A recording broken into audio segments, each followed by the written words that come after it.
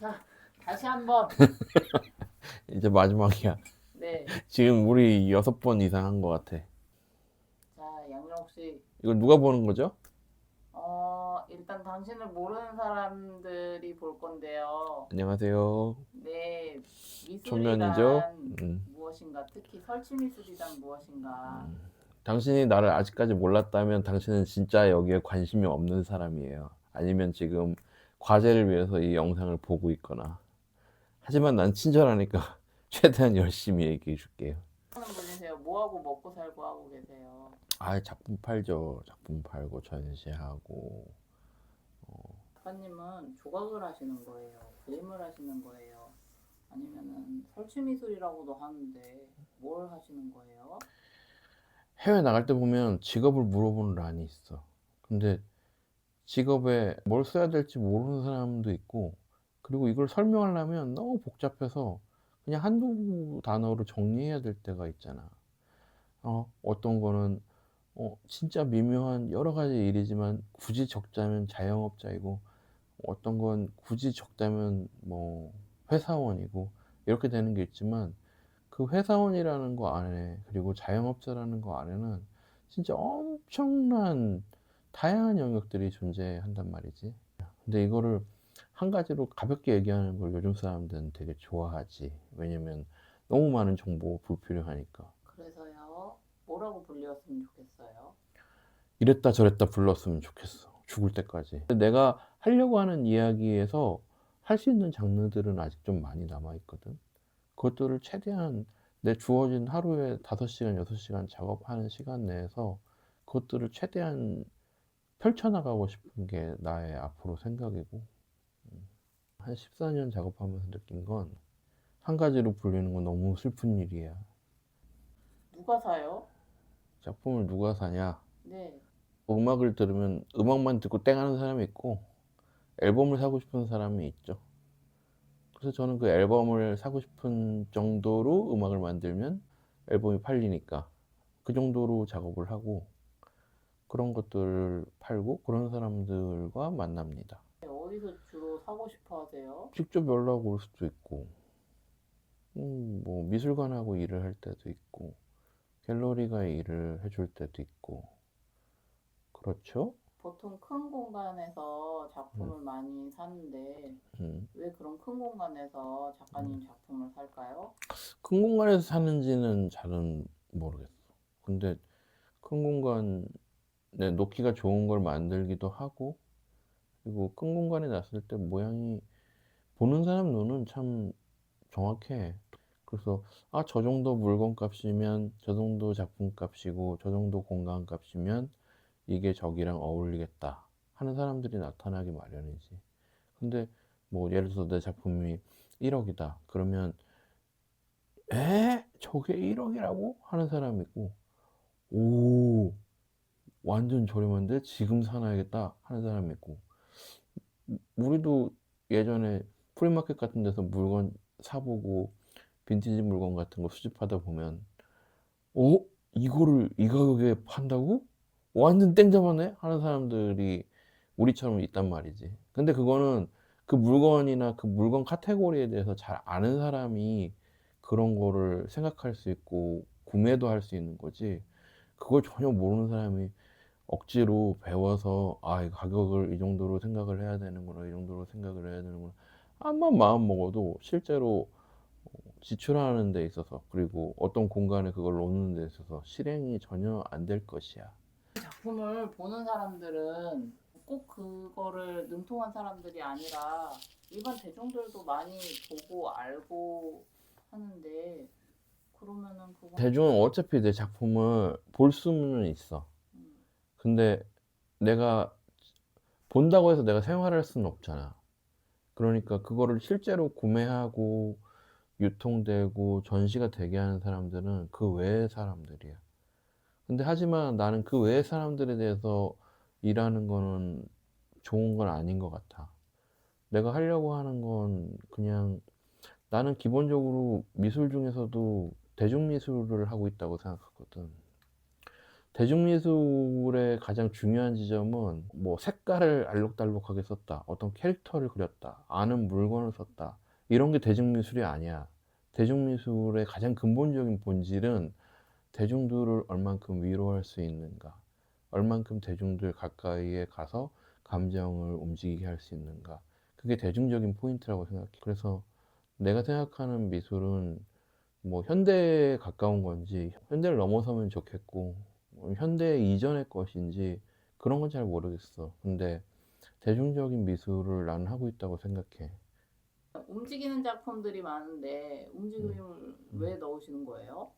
내가 움직임을 많이 쓰는 이유는 내가 하는 작업들의 내용들이 작은 자극들이기 때문이야. 그래서 그 아주 아주 작은 자극의 이야기들을 어떻게 하면 보여줄 수 있지를 고민하다 보니 움직임을 사용하게 됐고, 빛을 사용하게 됐고, 소리를 사용하게 됐고. 예를 들어 이런 거지. 무인도에서 뭐 한 1년 정도 갇혀 있었다고 생각해 봐. 근데 한 1년이 지났으면 아마 그런 것들이 다 떨어졌겠지? 그때 비행기가 날고 있는 거야. 그러면 그 비행기가 나를 보게 하기 위해서, 내가 여기 있다는 것을 보게 하기 위해서 어떤 것을 할까? 아마 별의별 짓을 다 할 거야. 그 바닷가 근처 모래사장 앞에서 뛰고 난리치고 소리치고 발악을 할 거야. 아마 내가 만드는 그 행동에 대해서는 아마 그런 거를 연상해 보면 될 것 같아. 내가 하고 있는 이야기, 나의 존재를 알리기 위해, 나의 생각을 알리기 위해 하는 모든 것들 중에 하나가 움직임이야. 대부분 큰 거 같아요. 그리고 큰 걸 할 때도 있고 아주 작은 걸 할 때도 있어. 근데 내가 아까 얘기했듯이 비슷한 얘기인데, 무인도랑 비슷한 얘기인데, 큰 거라면 더 눈에 많이 띄어. 큰 거라면 더 큰 공간에 놔야 되니까 더 많은 사람이 볼 뿐이야. 작은 것도 하고 있고, 뭐 중간에 소소한 것도 하고 있고, 여러 가지 것들을 하고 있어.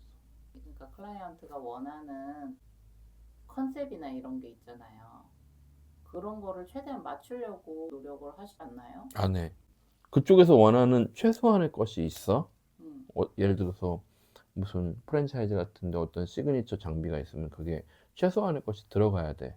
근데 나도 일을 하면서 감각적으로 이 공간에서 내 얘기만 해서는 일이 풀리지 않겠네. 어쩌면 이 부분이 설치 미술이야. 뭔가 벽하고 연결되고 막 그렇게 해서 설치 미술이 아니라 이 공간의 의미와 역사와 지금의 상황에 맞춰서 내가 움직여 주는 것이 설치 미술이거든. 그런 거는 맞춰주기도 하지. 근데 그쪽에서 원하는 대로 맞춰줄 생각이면 아예 그런 일을 할 수는 없고, 어쨌든 내 영역으로 끌고 들어와서 난 여태까지 작업을 해왔단 말이야. 어쨌든 사람의 이야기로 끌고 오는 게 나의 목적이지, 거기에서 금속을 써주세요 해서 내가 금속 썼다고 내 작품이 안 되는 건 아니야. 사람들은 항상 표면적인 것들에 좀 오해를 해. 표면적인 것들을 내가 안 쓴다고 해서 내 작품이 아닌 건 아니야. 내가 글씨를 써도 그건 내 작품이야. 그리고 내 글씨를 타자기로 써도 내 작품이야. 그러니까 겉으로 한번 변환되는 부분에 있어서 다른 걸로 변한다고 하고, 어떤 의견이 들어와서 그게 반영이 된다고 하더라도 그걸 내가 선택을 해버리면 내 작품이라고. 그렇게 생각해야 돼. 공간에 작품을 놓고자 하는 사람들은 왜 작가님한테 한다고 생각하세요? 그거는 그쪽의 취향이지. 작품이 처음으로 드러나는 순간이 난 제일 중요하다고 생각하는데, 처음으로 드러나는 순간은 그거는 작품의 좋고 나쁘고를 따지는 순간이 아니야. 그 순간은 취향의 문제인 거야. 그래서 어떤 사람은 그게 좋아 보일 수 있고 어떤 사람은 그게 싫어 보일 수는 있어. 이 작품은 좋고 저 작품은 나쁠 수는 없어. 반드시 겉으로 드러날 지점에는 여러 사람의 의견이 들어가 있고 누군가는 이걸 좋아한다는 판단이 섰기 때문에 전시가 이루어진 거거든. 그러면 그 시점에서는 취향의 문제만 생겨. 그래서 그걸 좋아하는 사람들이 이 지구상에 한 명이라도 있을 거야. 난 그렇게 생각해. 그런 것 때문에 전시들이 이루어지고 거래가 되고, 그리고 다음 작업을 할 수 있게 되는 것 같아. 나의 취향과 나의 생각을 같이 공유할 사람이 누군가 있다는 거. 그냥 딱 떨어지는 조각이나 그림이 아니고 뭔가 막 움직이고 하잖아요. 여러 방면에서 봐야 되는데 어떻게 봐줬으면 좋겠어요? 아마 모든 작가들은 그 질문을 받고 그 질문에 대해서 똑같이 얘기할 것이야. 정답이 없고 보고 싶은 대로 보세요지. 근데 아마 그 질문을 이걸 보고 있는 사람이 했다면 전혀 관심이 없거나 전혀 생각도 안 해봤거나 그런 거지. 미용실 갈 때 자기가 무슨 머리 할지 생각은 하고 가야 될 거 아니야. 전시장이 아니라 상업공간이나 갑자기 만나는 그런 데에서는요? 요새는 작업이 정형화된 미술관도 없어진 것이고 많이 없어지고 있는 추세고, 왜 그렇게 됐냐면 일상적인 사물들이 작업에 개입하면서 순간 작품과 공간과 경계가 애매모호해졌기 때문이야. 그래서 모든 작업들이 사실은 작품으로서 존재하는 게 아니라 산물로서 사실은 존재하는 수준이야 지금은. 그래서 미술관에 굳이 없고 길바닥에 그냥 있어도 사람들은 그걸로 내가 그걸 미술로 볼 것인지 그냥 쓰레기로 볼 것인지 그건 본인의 선택이야 지금의 미술은. 그러니까 예전처럼 강제하지 않아. 이건 이렇게 봐야 되고 어느 시대의 것이니까 네가 알고서 봐야 되고, 그게 아니야. 알고서 봐야 되는 것들은 그 창작자의 내러티브를 보는 걸 알고서 봐야 되는 거야. 예를 들어서 영화를 보면 1편, 2편, 3편, 4편 막 이렇게 있는데 갑자기 6편 본 사람이 이거 도대체 무슨 내용이야? 이런 식으로 접근해서 곤란하다는 거지. 역사 이런 건 알 필요 없지만 영화가 어떤 식으로 1편부터 이렇게 만들어 왔는지, 어떤 시나리오와 저 캐릭터들은 어떤 상징을 갖고 있는지 조금 더 내면적이고 그 작품 속에 있는 내러티브를 따라가게 설계가 되어 있단 말이지 현대 미술은. 예전처럼 시조와 사조와 뭐 역사와 그리고 뭔가 대항하기 위해서 생긴 미술과 그런 식의 미술이 지금은 아니야. 그러니까 이게 미술관에서 이렇게 보고 밖에 있으니까 이렇게 보고가 아니라 그냥 똑같아.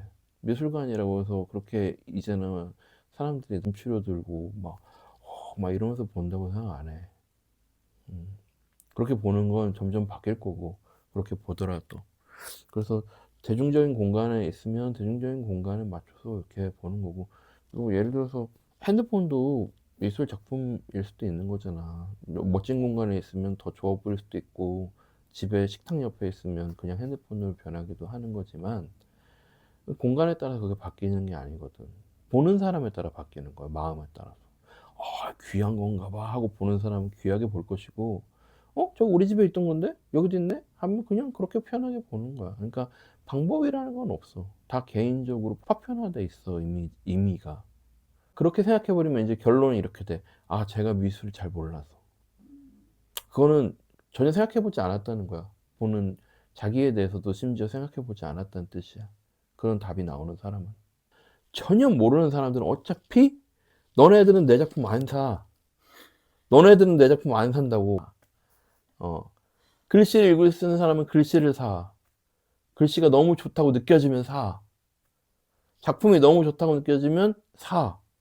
근데 그 정도는 아니야? 그러면 괜찮아. 그냥 재밌게 즐겨.